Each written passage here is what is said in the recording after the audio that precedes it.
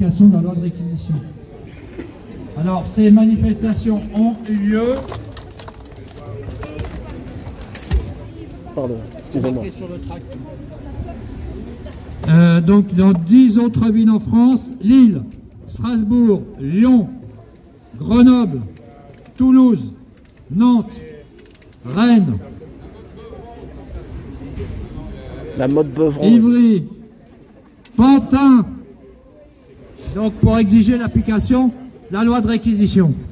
C'est une campagne qui se met en place et qui sera une campagne de long, enfin, bonjour, ça va, Francis? Ça va, ouais. Et on va pousser, déjà avec la perspective des élections municipales, on va booster les maires pour qu'ils appliquent. Je me suis dit, tu te reposes, je me suis dit pour demain, mais non, t'es là quand même. La police qui les autorise à réquisitionner.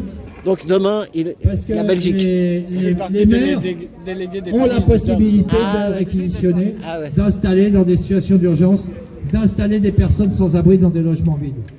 Alors bien sûr, l'État n'est jamais d'accord. Et les arrêtés de réquisition municipaux sont toujours attaqués. Oh, toujours, il n'y en a pas eu beaucoup. Hein. Mais ils sont, quand il y en a, les rares arrêtés de réquisition pris par des maires sont attaqués systématiquement par l'État. Parfois, le juge donne raison au maire, mais en règle générale, les arrêtés de réquisition sont annulés.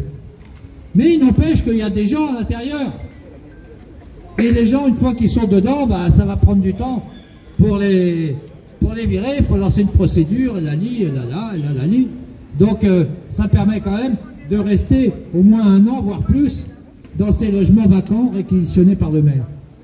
Donc, on a une solution, au moins provisoire, qui permet d'abriter les gens. Et qui coûte quand même moins cher que les hôtels pourris dans lesquels on met aujourd'hui les sans-abri quand ils ont une chance d'avoir un hébergement. L'État dépense 3 milliards d'euros pour l'hébergement. Il ferait mieux de réquisitionner, croyez pas? Et de consacrer les 3 milliards d'euros à construire des logements sociaux. C'est logique, non? Ouais. Voilà. Francis, t'as vu le bâtiment, ça va jusqu'au bout de la rue? Donc voilà, donc ici, on a la merveilleuse foncière du Triangle d'Or qui nous tend les bras, enfin les logements qui nous tendent les bras. Et en plus, ce qui est extraordinaire, c'est qu'ils ont balisé partout leurs propriétés. Et des panneaux partout. Et vous voyez, alors les prétendues mises en location, attention, en fait, ils louent pas. Ils louent pas ces bidons. C'est juste pour dire, ouais, on fait quelque chose. Parce que les façades du rez-de-chaussée un peu pourries, dégradées, tout ça, bon, ça la foutait mal dans le quartier. Donc ils ont mis un petit coup de pâture. Ils ont trouvé une société pour prétendument mettre en location, mais en réalité, ils ne veulent pas louer. Ils ne veulent pas louer parce que, comme je vous le disais, un local ou un logement occupé, loué, se vendra moins cher qu'un logement vacant ou qu'un local vacant. C'est ça la réalité. Et quand vous passez ici le soir, vous avez des sans-abri aussi qui dorment là, qui se mettent dans les recoins là, puis qui s'installent là, parce qu'ils n'ont pas d'autre solution, au pied d'immeubles noirs la nuit avec quelques lumières. C'est jusqu'au bout de la rue là-bas. Et je peux vous dire qu'il n'y a pas que les immeubles de la foncière, du Triangle d'Or qui sont inoccupés. En tout cas, la nuit c'est désert. C'est un quartier désert, à part les rez-de-chaussée. Bon, il y a 1 ou 2 hôtels, vous voyez, il y a quelques trucs qui traînent là, quelques restaurants, peut-être une boîte de nuit ici ou là, mais il n'y a pas grand-chose à part ça, c'est noir. C'est noir. Il y a quelques lumières sur quelques immeubles. Il n'y a personne au balcon. Hein. Donc en réalité, le Triangle d'Or, c'est le triangle de la spéculation. C'est le triangle des logements vides. C'est le triangle pour faire de l'argent et gagner le plus possible sur l'exploitation de la spéculation immobilière. Le Triangle d'Or, c'est le triangle des spéculateurs. Voilà, on pourrait l'appeler comme ça. Bon, voilà, moi je pense qu'il faut maintenant laisser la parole à d'autres parce que moi, je suis pas... On aura l'occasion de reparler. Qui veut dire un petit mot, là? Alors, les camarades de Vitry ou de Pantin, il n'y a pas des choses à dire? Ou des mineurs isolés en lutte?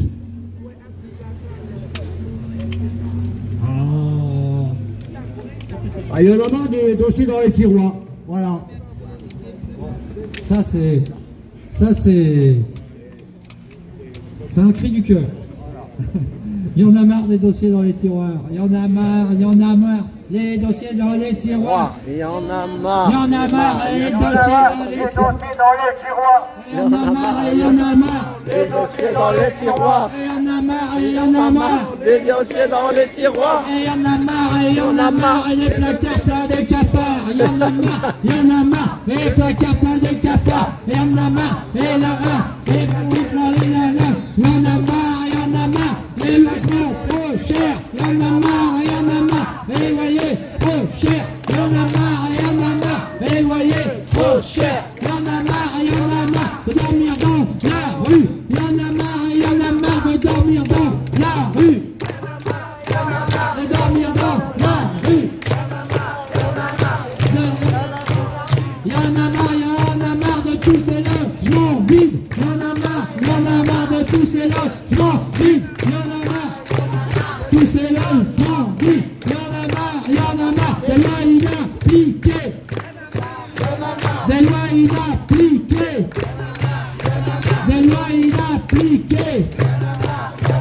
Des lois inappliquées.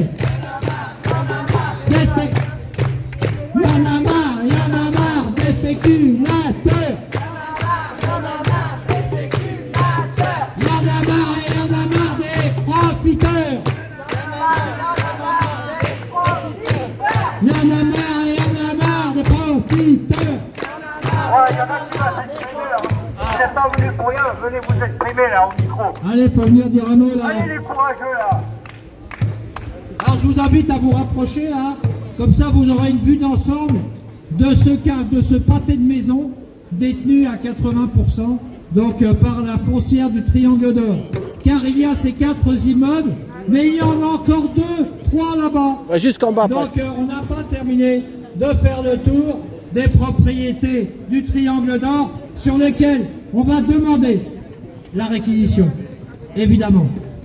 On va demander l'application, la loi de réquisition, et s'ils ne nous entendent pas aujourd'hui, on ira leur rappeler et déposer des demandes de réquisition.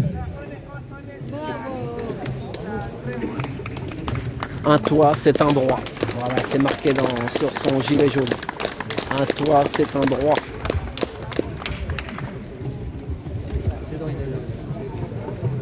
On va faire une pause. Alors, il faudra qu'ils partent en marche arrière car la rue est bloquée.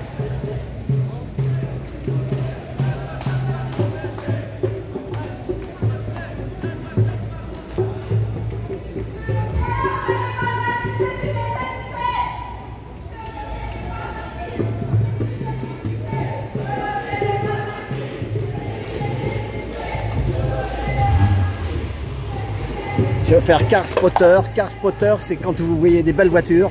Il y a des chaînes spécialement à Monaco. Et ici, c'est un peu le petit Monaco. C'est le Triangle d'Or. Le Triangle d'Or.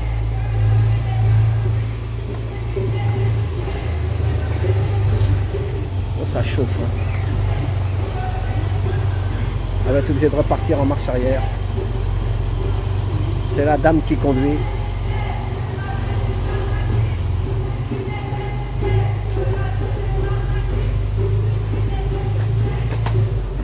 Parce que sinon, la pauvre. 333. Oh là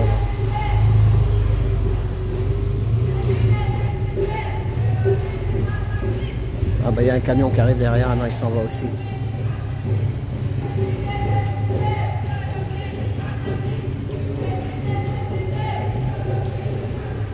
Ah c'est pas possible la gueule. C'est pas possible.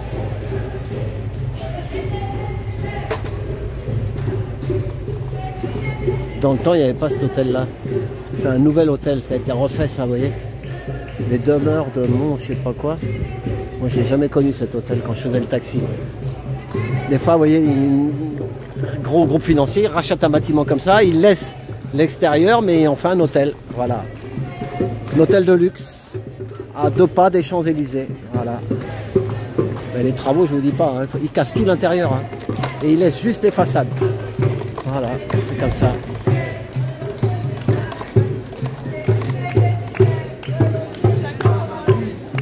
Bon ben voilà.